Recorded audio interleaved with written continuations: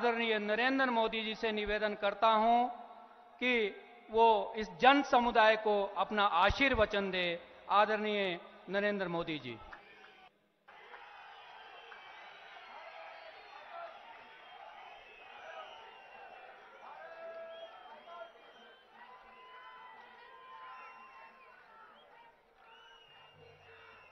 भारत माता की। एक बार मोदी जी, बार बार मोदी जी। मोदी जी का स्वागत है। लेकिन लोग मैदान में डटे हुए थे। तब मैंने हिमाचल की युवा शक्ति को, आपको वर्चुअली टेक्नोलॉजी के माध्यम से संबोधित किया था। लेकिन उसी समय मैंने मन में ठान लिया था, मैंने संकल्प लिया था कि जब भी हिमाचल में चुनावी रैलियां शुरू होगी, सबसे पहले मैं मंडी जाऊंगा और आप लोगों से क्षमा मांगूंगा। मंडी के लोगों ने, हिमाचल के लोगों ने इतना कष्ट उठाया, मैं पहुंच नहीं पाया। उसकी पीड़ा मेरे मन में हमेशा रहेगी। लेकिन आज मुझे उतना ही अच्छा भी लग रहा है, क्योंकि आज हिमाचल की मेरी पहली सभा मंडी से ही हो रही है, सुंदरनगर में हो रही है।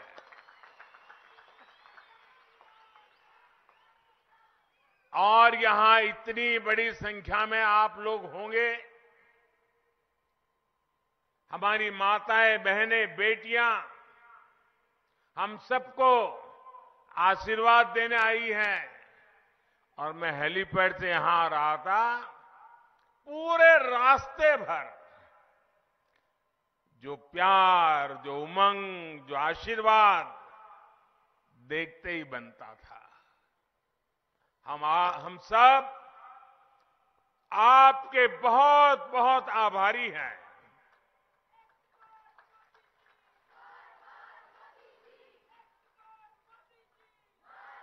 साथियों, ये देवभूमि से मेरा नाता इतना निकट रहा है कि आज सुंदरनगर में भी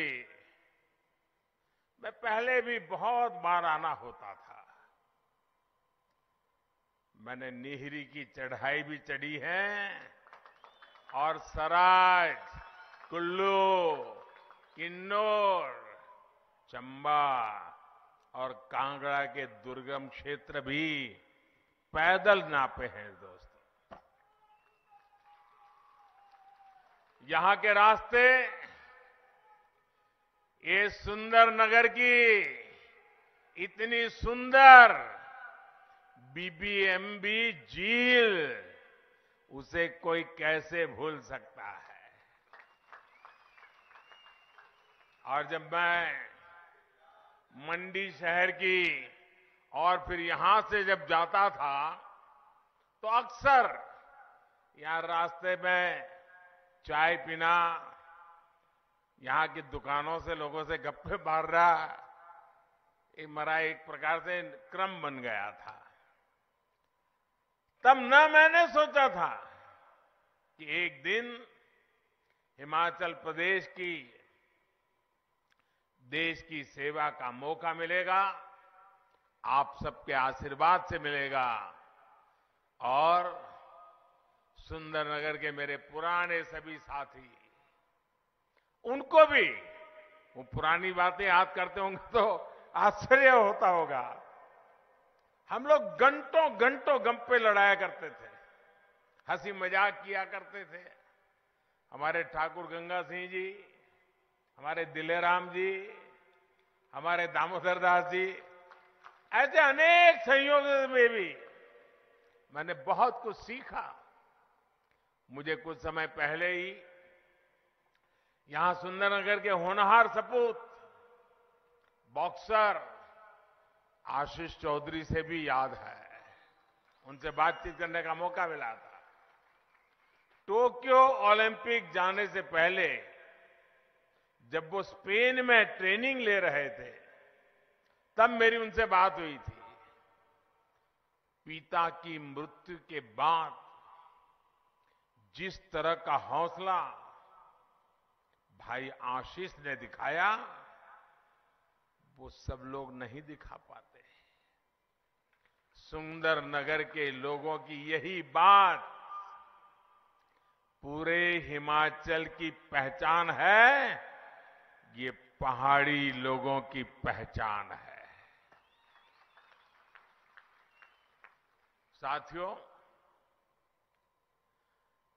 मैं आज सुबह जब दिल्ली से निकला, आप लोगों के पास आ रहा था, तभी मुझे स्वतंत्र भारत के पहले मतदाता और कल्पा किन्नौर के रहने वाले श्याम शरण नेगी जी के दुखद निधन की भी खबर मिली।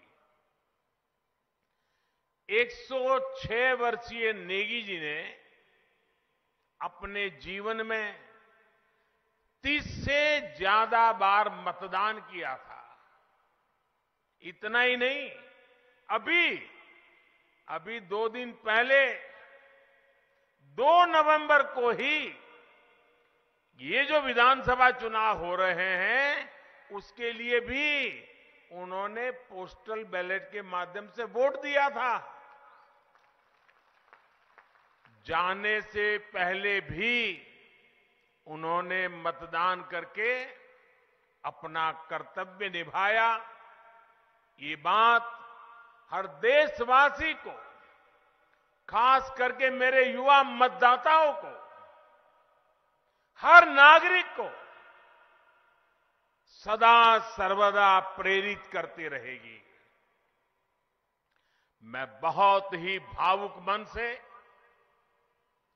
परमादरणीय श्याम शरण नेगी जी को सर झुका करके श्रद्धांजलि देता हूं। उनके परिजनों के प्रति अपनी संवेदनाएं व्यक्त करता हूं। साथियों, इस बार का हिमाचल चुनाव बहुत खास है। खास इसलिए क्योंकि इस बार 12 नवंबर को जो वोट पड़ेंगे, वो वोट सिर्फ आने वाले 5 वर्ष के लिए नहीं है। इस बार 12 नवंबर को पड़ने वाला एक एक वोट हिमाचल के अगले 25 साल की विकास यात्रा तय करेगा।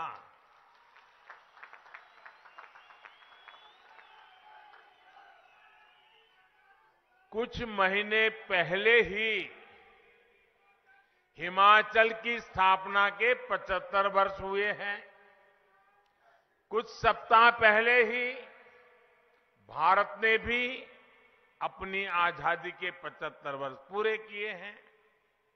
जब भारत अपनी आजादी के 100 साल मनाएगा, उसी के आसपास हिमाचल भी अपनी स्थापना के 100 साल पूरे करेगा।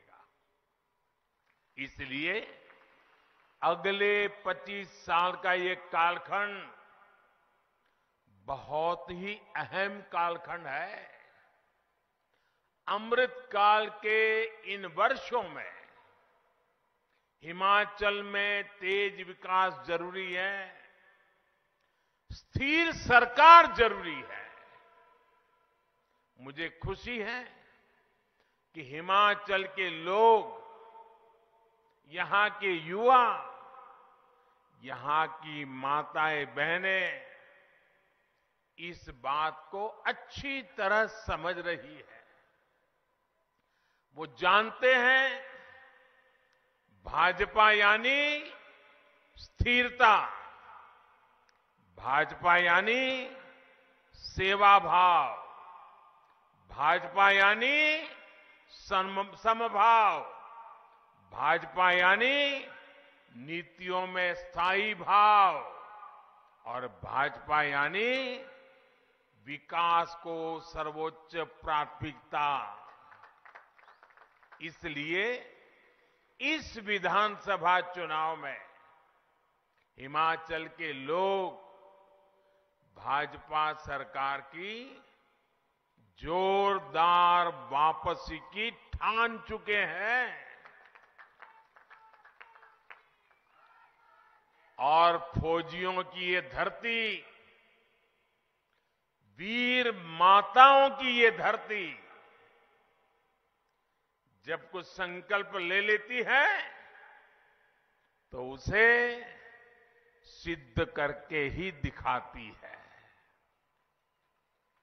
भाइयों और बहनों, आजादी के बाद कांग्रेस ने बहुत लंबे समय तक हिमाचल प्रदेश पर शासन किया है। कांग्रेस के लिए सरकार में आना, सरकार में रहना राजपाट चलाने जैसा ही रहा है। हिमाचल में पहाड़ी राज्यों में तो कांग्रेस दशकों तक तरसाओ, लटकाओ, भटकाओ, यही उनकी रीति थी, यही उनकी नीति थी। कांग्रेस ने हमेशा यही सोचा कि इतना छोटा राज्य, 3-4 सांसद आते हैं, देश की राजनीति में क्या फर्क पड़ता है? इतने छोटे राज्य की हैसियत क्या है? अरे होता है, चलता है, करो न करो कौन पूछता है भाई। बड़े बड़े राज्य होंगे, ज्यादा एमपी होंगे, उसकी तो आवाभगत होगी, हिमाचल की क्यों होगी? इसी सोच की वजह से कांग्रेस ने हिमाचल के विकास को कभी भी प्राथमिकता नहीं दी। इसी वजह से हिमाचल लगातार पीछे होता चला गया। बीच बीच में आपने यहां भाजपा की सरकारें बनाई तो कुछ काम आगे बढ़ा और सद्भाग्य ये रहा कि पहले अटल जी थे, यहां धूमल जी थे। अब मुझे सेवा का मौका दिया, मैं हिमाचल को मैं भी अपना घर मानता हूं और इधर आपने जयराम जी को दे दिया। लेकिन उन दिनों को याद रखिए जब दिल्ली में भाजपा का सरकार थी, हिमाचल में भाजपा सरकार थी, काम तेजी से चल रहे थे। लेकिन जैसा ही 5 इसके 5 उसके 5 इसके 5 उसके ये वाले चक्कर में पड़ गए और जैसे ही कांग्रेस वाले वापस आए, सारे काम ठप कर दिए। वो अपनी कटकी ढूंढने में लग गए। इस वजह से हिमाचल विकास की ऊंचाई पर नहीं पहुंच पाया जिस पर पहुंचने का हिमाचल का हक था, हिमाचल के लोगों की आवश्यकता थी। साथियों, मैं आपसे एक चीज जानना चाहता हूं। जरा आप सोचिए, अपनी रोजमर्रा की जिंदगी के अनुभव से सोचिए। अगर घर में कोई बीमार होता है और फिर किसी एक अच्छे डॉक्टर से दवाई लेता है, लेकिन हफ्ते भर दवाई लेता है, फिर कोई आ जाता है है, अरे रे रे ये अंग्रेजी दवाई क्यों लेते हो, आयुर्वेद ले लो।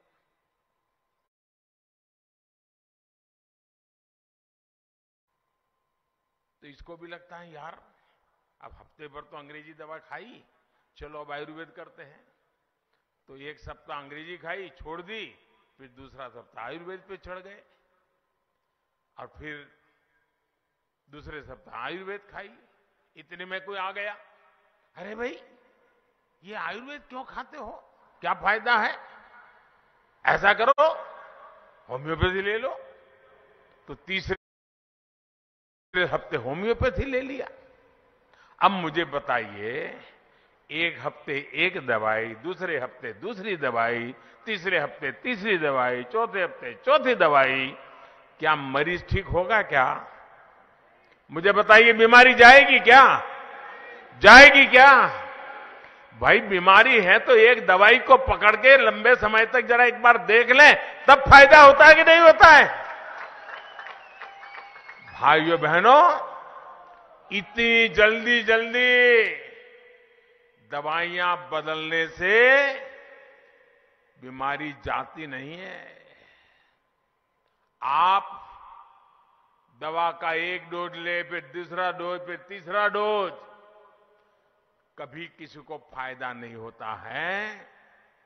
और इसलिए मेरे भाइयों बहनों, हिमाचल ने अब तक ऐसी ही गलती होती रही है, और उसका परिणाम यह आया है कि यहां जो मुसीबतें हैं, इसके लिए किसी ने अपनी जिम्मेवारी नहीं ली। आपकी जो तकलीफें हैं, जो मुसीबतों से आपको जिंदगी गुजारनी पड़ रही है, उसकी जो आकर के शिमला में बैठे, उन्होंने जिम्मेवारियां नहीं ली। और उनको भी पता था कि अब 5 साल आए हैं, क्या करना है भाई, क्या जरूरत है, 5 साल कितना ही काम करो, ये लोग तो 5 साल के बाद दूसरे को लाने वाले हैं। तो वो सोचता है कुछ करना ही नहीं है। ये जो 5-5 वाला दिमाग में भरा दिया बदमाश लोगों ने, गलत सोचने वाले लोगों ने, उन्होंने आपका इतना नुकसान किया है कि आप किसी का जवाब ही नहीं मांगते हो। वो तो हाथ ऊपर करते, हम क्या करें भाई, आपने हमको मौका नहीं दिया, एक बार दिया, हम कुछ काम करें, उतने में तो आपने दूसरे को ला लिया। आप अगर सरकार से जवाब मांगना चाहते हैं, आप अगर सरकार से जवाबदेही चाहते हैं, आप उसको दोबारा मौका दीजिए, ताकि उसको लगे कि हिमाचल की जनता अच्छे काम को आशीर्वाद देती है, तो उसका काम करने का उत्साह डबल हो जाता है। इस बार हिमाचल करेगा ना, इस बार दोबारा लाने का निर्णय करेगा ना, ये पुरानी बातों को छोड़ेगा कि नहीं छोड़ेगा? और मेरे हिमाचल के भाइयों बहनों, आपने मुझे दिल्ली में बिठाया है, मैं आपके लिए कुछ करना चाहता हूं। पिछले 5 साल से कर रहा हूं, आगे भी करना चाहता हूं। मुझे सेवा का मौका दोगे ना? पक्का दोगे?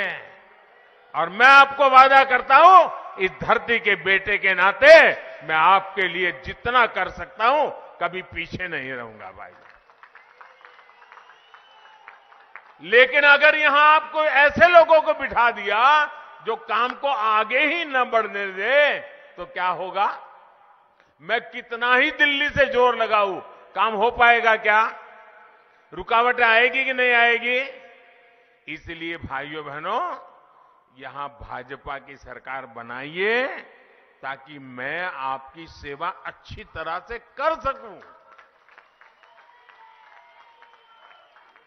भाइयों बहनों, कांग्रेस ने अपने लंबे शासन में हिमाचल का जितना नुकसान किया है, उसकी भरपाई के लिए और फिर तेज गति से काम करने के लिए भाजपा को दोबारा जिताना, भाजपा को बार बार जिताना, और दिल्ली की मोदी सरकार की भी भाजपा सरकार को पूरी मदद मिलती रहे, ये पक्का करने वाला ये चुनाव है। साथियों, कांग्रेस कैसे काम करती है इसका मैं आपको एक उदाहरण देता हूं। एक एक चीज याद रखिए, भूलना मत। 50 साल से ज्यादा हो गए जब कांग्रेस ने गरीबी हटाओ की बात कही थी। जब भी आओ गरीबी हटा के नारे लगाओ, गरीबी हटाओ नारे लगाओ, वादा करना, और लोग भी मानते थे हाँ यार गरीबी जाएगी। चुनाव होते गए, गरीबी हटाओ का नारा देकर कांग्रेस सरकार बनाती गई, लेकिन देश से गरीबी नहीं हटी। झूठे वायदे करना, झूठी गारंटी देना, ये कांग्रेस की पुरानी तरकीब रही है। आपको याद होगा, किसानों को कर्ज माफी के नाम पर कांग्रेस किस तरह झूठ बोलती रही, इसका गवाह भी पूरा देश रहा है। कांग्रेस की सच्चाई ये है कि 2012 में जिस घोषणा पत्र पर वो चुनाव जीते, मैं आज से 10 साल पहले की बात कर रहा हूं, उसमें आप निकाल करके देख लीजिए, 2012 में उनके जो वादे किए थे, जो उनके घोषणा पत्र में लिखा था, एक भी काम उन्होंने 2012 से 17 आपने उनको सर आंखों पर बिठाया, आपका एक भी काम उन्होंने किया नहीं, खोल करके देखा नहीं घोषणा पत्र उन्होंने। जबकि भाजपा की पहचान है कि जो हम कहते हैं उसे पूरा करने के लिए दिन रात खपा देते हैं। भाइयों बहनों, दिन रात खपा देते हैं। भाजपा जो संकल्प लेती है उसकी सिद्धि करके दिखाती है। भाजपा ने जम्मू कश्मीर से आर्टिकल 370 हटाने का संकल्प लिया था ना? पूरा किया कि नहीं किया? पूरा किया कि नहीं किया? भाजपा ने राम मंदिर बनाने का संकल्प लिया था, और वो निर्णय भी इसी हिमाचल की धरती में, पालमपुर में भाजपा की वर्किंग कमेटी में निर्णय किया गया था। भाइयों, इसी देवभूमि में निर्णय किया गया था। आज राम मंदिर बन रहा है कि नहीं बन रहा है? आप बताइए, बन रहा है कि नहीं बन रहा है? ऐसे नहीं, जरा जोरों से बोलिए, बन रहा है कि नहीं बन रहा है? वादा निभाया कि नहीं निभाया? वचन पूरा किया कि नहीं किया? साथियों, भाजपा के संकल्पों की सिद्धि का एक और उदाहरण, ये तो हमारी वीरों की भूमि है। हर परिवार फौजी परिवार है, हर घर हिंदुस्तान की सुरक्षा का किला है। अब देखिए, वन रैंक वन पेंशन एक ऐसा उदाहरण है, वो कांग्रेस को जानने समझने के लिए काफी है। कांग्रेस 40 साल से देश के फौजियों को हर चुनाव में वादा करती थी। आपके हिमाचल के मेरे फौजी परिवार बराबर याद होगा, हर बार वादा करते थे, वन रैंक वन पेंशन बस आ जाएगा, चुनाव जिता दो, आ जाएगा चुनाव। कितनी सरकारें बनी, कितने ही प्रधानमंत्री आए, कितनी बार वादे करके गए, लेकिन इतने वर्षों तक केंद्र में कांग्रेस की सरकार रहने के बावजूद भी वे कभी भी वन रैंक वन पेंशन को लागू नहीं किया। और दिखावे के लिए बजट में मामूली 100, 200, 300 करोड़ रुपया डाल देते थे और लिख देते थे, लेकिन इससे होना नहीं था। ये आंख में धूल झोंकने की उनकी आदत, झूठे वादे करना, चुनाव जीतना फिर भूल जाना, यही उनका चरित्र। हिमाचल में हर बार वो झूठ बोलते रहे। देवभूमि में झूठ बोला है, देश की वीर माताओं के सामने झूठ बोला, देश के वीर जवानों के सामने झूठ बोला। भाइयों बहनों, मैं हिमाचल में आया था 2014 में, चुनाव में आपके वोट मांगने के लिए आया था। और मैंने हिमाचल में आकर के मैं कहा था, मैं जानता हूं मामला बहुत बड़े धन का है, धन खर्च करना पड़ेगा, तिजोरी खाली करनी पड़ेगी, लेकिन ये वादा मैं पूरा करूंगा। भाइयों बहनों, 1 रैंक 1 पेंशन का वादा हमने पूरा किया कि नहीं किया? किया कि नहीं किया? वादा 40 साल तक उन्होंने किया था, नहीं पूरा किया। हमने वादा किया, 5 साल के भीतर पूरा कर दिया था। भाइयों, जुबान की कीमत होती है और लोकतंत्र में भारतीय जनता पार्टी की जुबान जनता जनार्दन को समर्पित होती है, जनता जनार्दन के लिए संकल्पित होती है। भाइयों, 1 रैंक 1 पेंशन लागू होने की वजह से हमारे रिटायर्ड फौजी साथियों की जेब में, उनके परिवार के पास पहले जो पेंशन जाता था उससे अतिरिक्त और 60,000 करोड़ रुपया मेरे इन फौजी परिवारों के जेब में गए। भाइयों, 60,000 करोड़ रुपया बहुत बड़ी अमाउंट होती है। आप ध्यान दीजिए साथियों, क्या कांग्रेस सरकार होती तो ये 60,000 करोड़ रुपया मेरे फौजी परिवारों के घर में आते क्या? फौजी परिवारों के विधवाओं के घर में जाते क्या? भाइयों बहनों, कांग्रेस की सरकार होती तो आज भी 1 रैंक 1 पेंशन के नाम पर आप लोगों को ठगती रहती। साथियों, उनके वादे कभी सही नहीं निकले। इस चुनाव में भी वादे करने में पीछे नहीं हटेंगे, उन पे भरोसा मत करना। कांग्रेस का एक और इतिहास रहा है जिसकी बहुत चर्चा नहीं हुई है। आज के युवा तो ये भी नहीं जानते होंगे कि आजादी के बाद देश का पहला घोटाला कांग्रेस ने रक्षा क्षेत्र में ही किया था।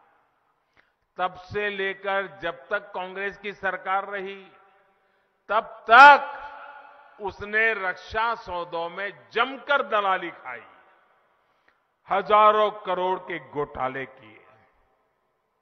इसके साथ ही कांग्रेस ने एक और बात सुनिश्चित की, कांग्रेस कभी नहीं चाहती थी कि देश रक्षा साजो सामान के मामले में आत्मनिर्भर बने। वो सेना के लिए हर खरीद में कमीशन चाहती थी, अपने नेताओं की तिजोरी भरना चाहती थी। इस वजह से हमेशा हथियार खरीदने में देरी की गई। इसका नुकसान किसे हुआ? इसका सबसे बड़ा नुकसान हुआ हिमाचल की उस वीर माताओं को जिसने अपना बेटा मातृभूमि की रक्षा के लिए बॉर्डर पर लड़ने के लिए भेजा था। इसका सबसे बड़ा नुकसान हमारे हिमाचल की बहन बेटियों को हुआ, उन बहनों ने जिसने अपना भाई दुश्मन से मोर्चा लेने के लिए सीमा पर भेजा था। इसका नुकसान हिमाचल की हजारों महिलाओं ने उठाया, हजारों बच्चों ने उठाया। हथियारों में दलाली खाकर कांग्रेस ने कितनी ही जिंदगियों के साथ खिलवाड़ किया है। मैं हिमाचल की किसी माता, बहन, बेटी के साथ यह अन्याय नहीं होने दूंगा। इसलिए आज भारत आत्मनिर्भर होने का अभियान चला रहा है। अपने हथियार खुद बनाने पर जोर दे रहा है। साथियों, कांग्रेस देश की रक्षा की ही नहीं, बल्कि देश के विकास की भी हमेशा से विरोधी रही है। गुजरात में इतने साल मुख्यमंत्री रहते हुए मैंने इसे खुद महसूस किया है। जब 2014 में आपने मुझे सेवा का अवसर दिया तो मैं चाहता था कि हिमाचल में विकास की योजना तेजी से आगे बढ़े। मैं 2014 की बात कर रहा हूं। जब मैं दिल्ली में बैठा तो हिमाचल के साथ मेरा लगाव रहा था। हिमाचल ने मुझे बहुत प्यार दिया था, तो मुझे स्वाभाविक बैठते ही हिमाचल याद आना बहुत स्वाभाविक था। लेकिन भाइयों बहनों, उस समय यहां कांग्रेस की सरकार थी और मुझे आज भी याद है केंद्र सरकार की अनेकों योजनाओं को कैसे यहां की कांग्रेस सरकार ने लागू नहीं होने दिया, अड़ंगे डाले, रुकावटें डाली। उनके दिमाग में तो यही नशा था कि मोदी होता कौन है, ये दिल्ली सरकार होती कौन है, हमारी मर्जी क्या करे क्या ना करे, और मोदी की योजनाओं को लागू करेंगे तो ये हिमाचल के लोग तो मोदी को अपना नेता मानेंगे, हमें तो मानेंगे नहीं। इसी चिंता में दिल्ली से मैं योजना भेजता था, पैसे भेजता था, वे इसको अड़ंगे लगा करके बैठ जाते थे। मैं इसका एक उदाहरण देता हूं आपको। 2014 से और 2016 के बीच यहां कांग्रेस की सरकार थी और दिल्ली में आपने मुझे बिठाया था। हमने प्रधानमंत्री आवास योजना शहरी के तहत घर बनाने की, जो शहर में लोग हैं जिनके पास अपने घर नहीं है, जैसे सुंदरनगर हो, मंडी हो, शिमला हो, कांगड़ा हो, जिनके पास घर नहीं है भाई उनको घर होना चाहिए और ये पहाड़ों में ठंड में झुग्गी झोपड़ी में जिंदगी बसर करते हैं, उनको अच्छा पक्का छत वाला घर मिलना चाहिए। तो हमने प्रधानमंत्री शहरी घर बनाने की योजना के तहत हमने पैसे दिए। उनका काम था सिर्फ उन पैसों को खर्च करके लागू करना। 2014 से 17, ये मेरे पत्रकार मित्र भी आंखें फट जाएगी आपकी सुन करके, 2014 से 17 इतनी बड़ी सरकार, इतना बड़ा मेरा हिमाचल, ये मेरी वीर भूमि, वीर माताएं, कितने घर बने होंगे। 14 से 17 पैसे भारत सरकार दे रही थी, कितने घर बने होंगे आप अंदाज लगा सकते हो। मैं बोलूंगा तो आपको भी शर्म आएगी कि ऐसी सरकार यहां चलती थी कांग्रेस की। पूरे हिमाचल में सिर्फ 15 घर बने, 15। और जरा जोरों से बोलो। आप ध्यान दीजिए साथियों, सिर्फ 15 घर। और जैसे ही आप लोगों ने हिमाचल को डबल इंजन की सरकार दी, दिल्ली में मुझे और यहां पर जयराम जी को, तो जो योजना लगाने के लिए मैं 14 से लग रहा था, जिसको लटका करके बैठे थे, अटका करके बैठे थे, अड़ंगे लगा करके बैठे थे, उनको आपने हटाया, जयराम जी को बिठाया। कहां 15 घर, और हमने 10,000 घरों पर काम शुरू कर दिया। कितने भाई, कितने घर, कितने माताएं बहनें जरा बोलते कितने। उनके कितने थे, उनके कितने थे, हमने कितनों पर काम शुरू किया।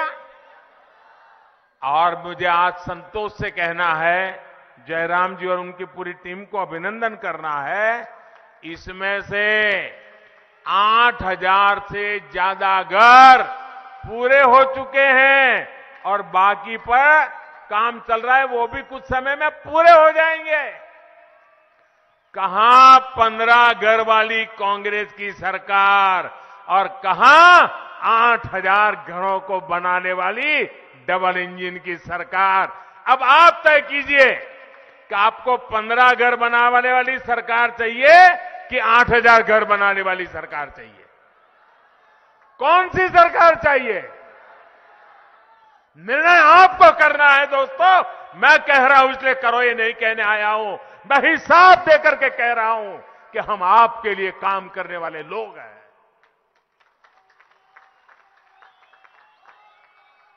यानी 2017 के बाद से भाजपा सरकार में हिमाचल के विकास ने अभूतपूर्व तेजी पकड़ी है। मैं आज भी ये सोचकर परेशान हो उठता हूं कि अगर 2017 में भी हिमाचल में कांग्रेस की सरकार आती, जयराम जी की सरकार ना आती, तो क्या होता दोस्तों? 15 के बजाय 25 घर बना लेते, 25 नहीं तो 50 बना लेते। साथियों, बीते 2-2.5 साल में दुनिया की इतनी बड़ी महामारी, हिमाचल लोगों ने भी इसका मुकाबला किया है। भाजपा की सरकार में हिमाचल ने देश में सबसे पहले 100% टीकाकरण का लक्ष्य हासिल किया। आप कल्पना करिए, अगर महामारी के समय भी यहां कांग्रेस होती तो क्या होता? कांग्रेस का तो इतिहास है कि उसने गंभीर से गंभीर बीमारी के टीकों के लिए भी देश के लोगों को बरसों बरसों तक इंतजार करवाया था। और हिमाचल में टीका लगवाने का मतलब सिर्फ एक नागरिक की जान से जुड़ा हुआ नहीं है। जब हिमाचल में सबको टीका लग गया तो बाहर से आने वाले टूरिस्टों को भरोसा हो गया कि हिमाचल सेफ है। फिर से टूरिज्म ने गति पकड़ना शुरू किया, यहां के लोगों की रोजी रोटी चल पड़ी। ये वैक्सीन की ताकत थी और ये जयराम जी और भाजपा सरकार की ताकत थी कि उन्होंने पूरे देश में हिमाचल को पहला, और मैं यहां के हमारी आशा वर्करों, हमारे आंगनवाड़ी वर्कर, हमारे गांव में काम करने वाले हेल्थ वर्कर, उनको आज नमन करता हूं कि उन्होंने पहाड़ों पर चल करके जाकर के बर्फीली जगह पर जाकर के भी वैक्सीनेशन का काम कर लिया और जिंदगी बचाने का काम कर लिया, और मुफ्त में, एक पैसा नहीं लिया किसी भाइयों बहनों। कोरोना के समय में अगर हिमाचल में कांग्रेस होती तो हिमाचल में सबसे अंत में टीके पहुंचते, क्योंकि 4 सीट वाले हैं, क्या लेना देना। दूर दराज वाले क्षेत्र तो आज भी कोरोना वैक्सीन का इंतजार कर रहे होते भाइयों। 100 साल की सबसे बड़ी आपदा में ये डबल इंजन की सरकार आज भी हिमाचल के गरीबों को, लाखों गरीब परिवारों को मुफ्त राशन दे रही है। मुफ्त राशन मिल रहा है ना। ये मेरी माताएं बहनें मुझे आशीर्वाद हमेशा देती हैं कि दिल्ली में एक उनका बेटा बैठा है जिसने हमारे घर के चूल्हे को कभी बुझने नहीं दिया। दिल्ली में एक ऐसा बेटा बैठा है जिसने कभी हमारे घर के चूल्हे को बुझने नहीं दिया। कोई रात ऐसी नहीं थी जब बच्चों को भूखे सोना पड़े, क्योंकि दिल्ली में एक बेटा बैठा था जो जागता था कि मेरा बेटा खा करके सो जाए। और इसलिए भाई, कांग्रेस की सरकार होती तो गरीब का राशन लूट जाता दोस्तों, गरीब की रसोई तक नहीं पहुंचता।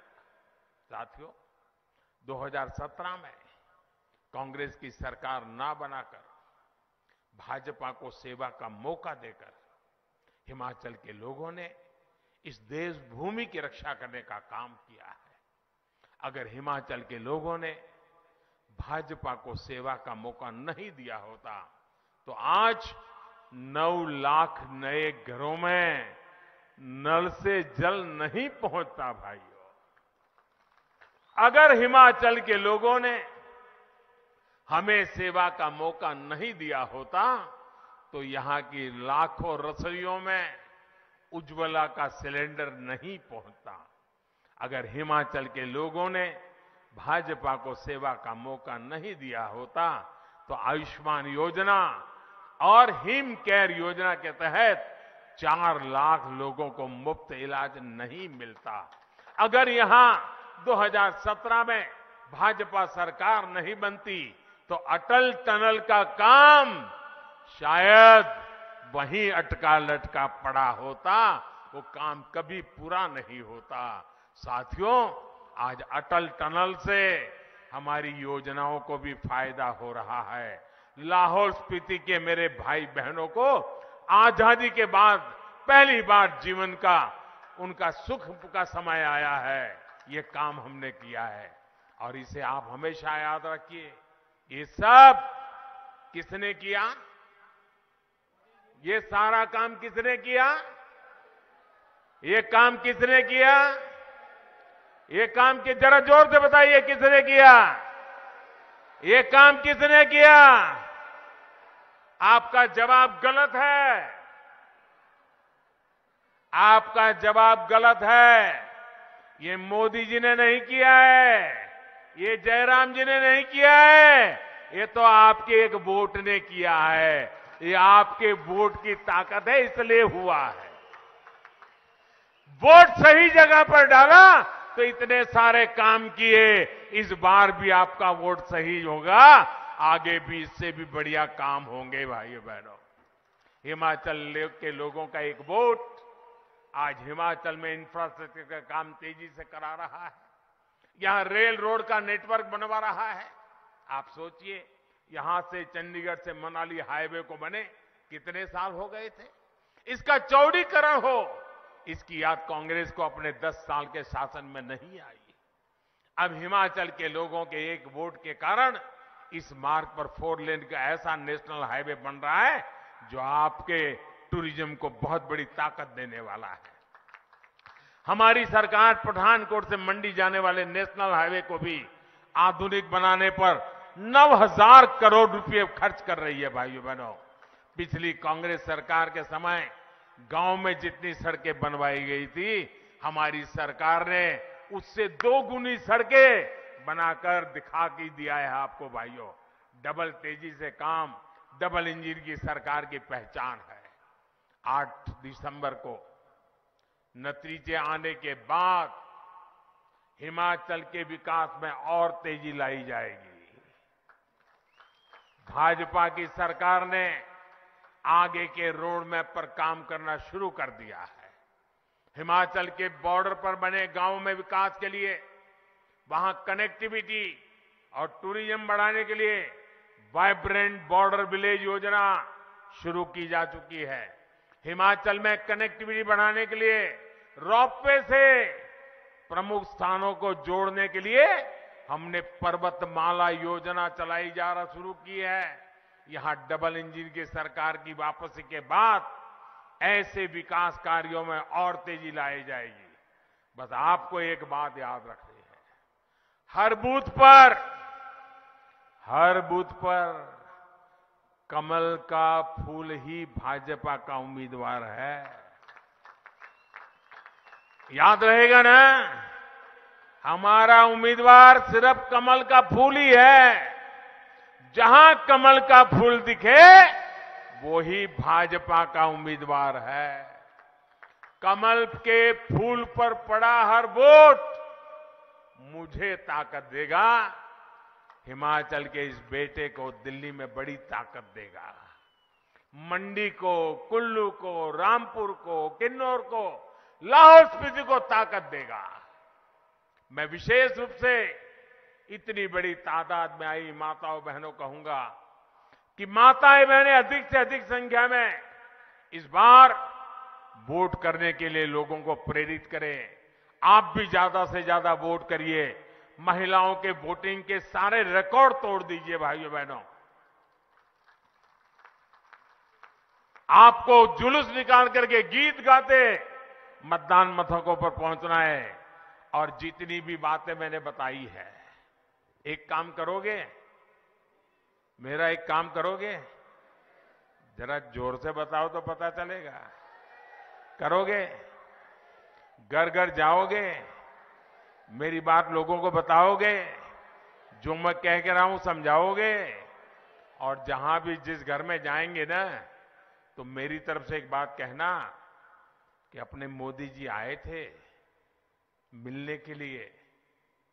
समय के कारण सबको तो नहीं मिल पाए, लेकिन मोदी जी ने आपको प्रणाम कहा है। इतना कह देंगे? इतना कह देंगे? कह देंगे भाइयों? बस मेरा प्रणाम पहुंचा दीजिए। हम मिलकर हिमाचल को आगे बढ़ाएंगे, नया रिवाज बनाएंगे, भाजपा को वापस लाएंगे। मेरे साथ जोर से बोलिए, भारत माता की, भारत माता की, भारत माता की। जो उम्मीदवार है उनसे मेरी प्रार्थना है, जरा आगे आ जाए। उम्मीदवार जो है, जितने उम्मीदवार है वो जरा आगे आ जाए।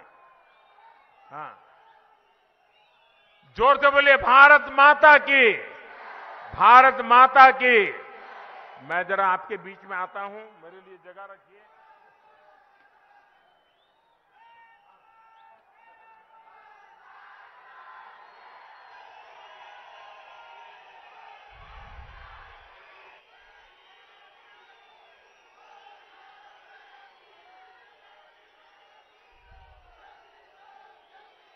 एक बार भाजपा, एक बार भाजपा,